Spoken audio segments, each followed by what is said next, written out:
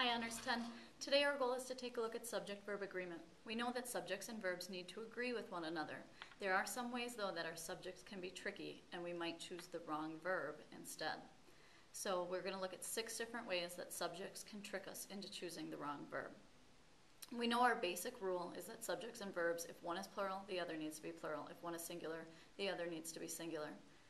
For example, we would say, he is my friend. He is singular, is also singular. They are nice people. They is plural, more than one. So we need the plural verb. So the basic rule is pretty easy, but the first kind of tricky subject is when we have a prepositional phrase in between the subject and the verb. Sometimes our subject might be singular, but the object of the preposition, which is closest to the verb, might be plural, which might trick us into choosing the plural verb, even though we have a singular subject, or vice versa. So we need to make sure that we cross out our prepositional phrases and identify the subject of the sentence correctly. So if I have this sentence, one of the files, would you choose were or was corrupt? Well, identify your subject. Of the files is a prepositional phrase. My subject of the sentence is one. One is singular. My singular subject The second way that we can be tricked by a subject is if the subject is an indefinite pronoun. Indefinite pronouns are words that refer to nothing specific, not a specific person, place, or thing. Some of these words are always going to be singular, typically words that end in one body or thing, like someone or anything or nobody. Some of the words, however, will always be plural. You simply need to memorize these two lists and remember to distinguish between the two of them. However, sometimes a particular group of indefinite pronouns can go either way. Sometimes they'll be singular, and that same word in another sentence will be plural. It depends on the context of the rest of the sentence. Let's take a look at an example together.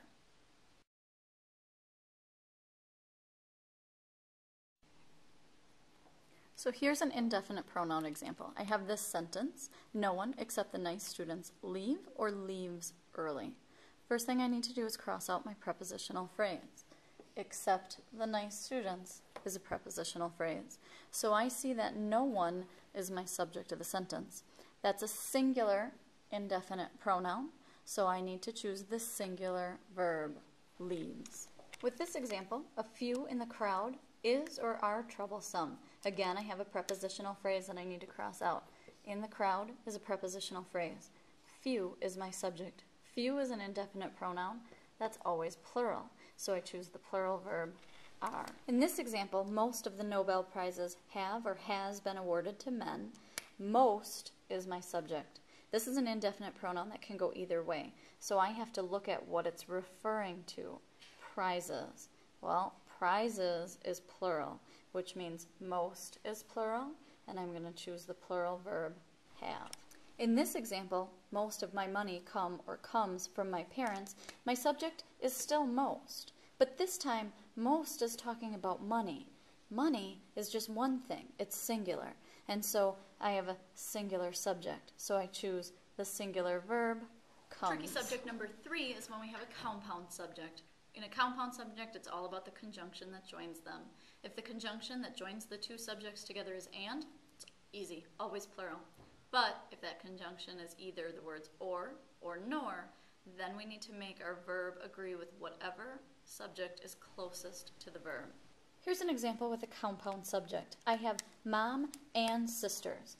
They're joined by and, which means it's plural. So I choose my plural verb, they are, in Nevada.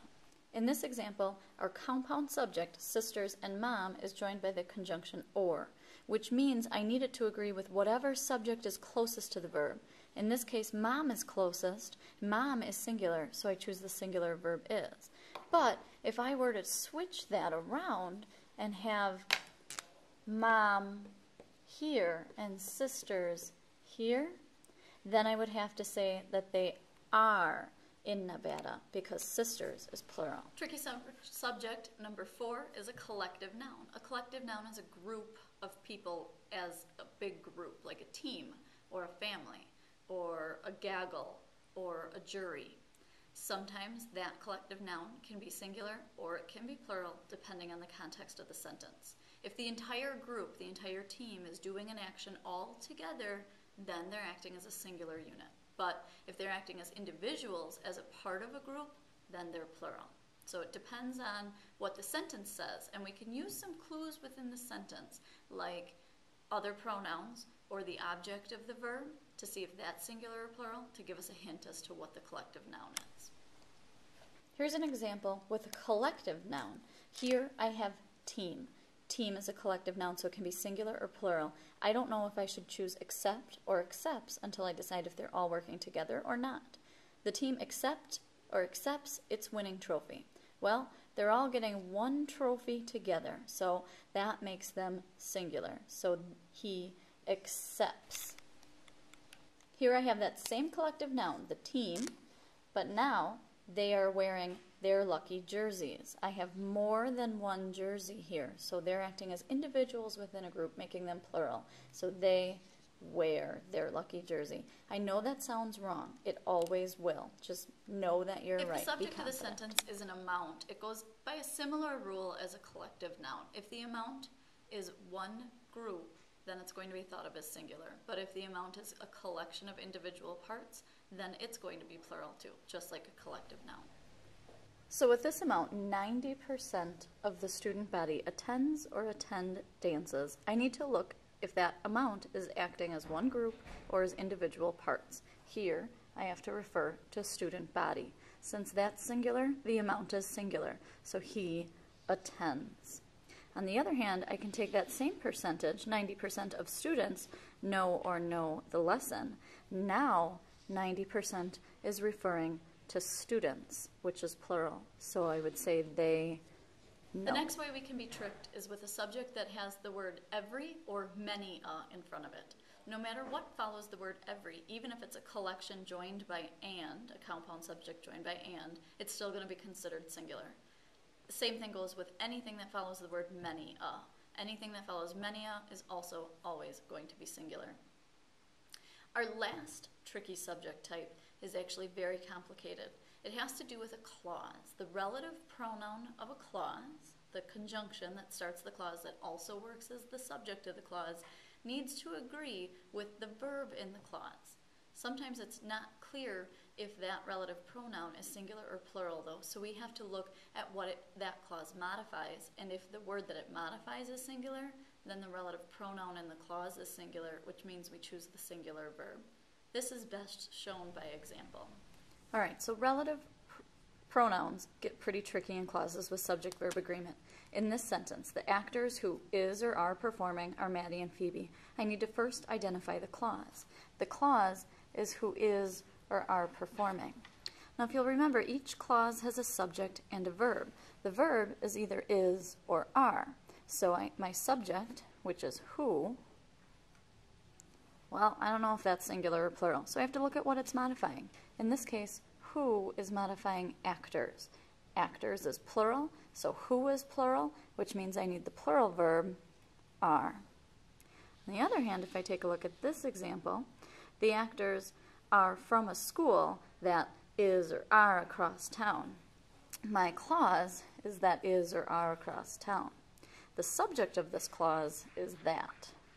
Well, that is modifying the word school, which is singular, which means that is singular, which means I choose the singular verb is. This is probably the trickiest trick of all of the tricky subjects. Remember, there are 6 different ways you can have a subject trick you into choosing the wrong verb. It might be separated from the verb by a prepositional or a positive phrase. It might be an indefinite pronoun. It could be a compound subject, and then you need to look at the conjunction. It could be a collective noun, and then you need to look at the rest of the sentence. It might be an amount, or it might be every or many a, and we also have to consider those relative pronouns in our clauses. I can't wait to see you all tomorrow, and we'll put this into practice in class.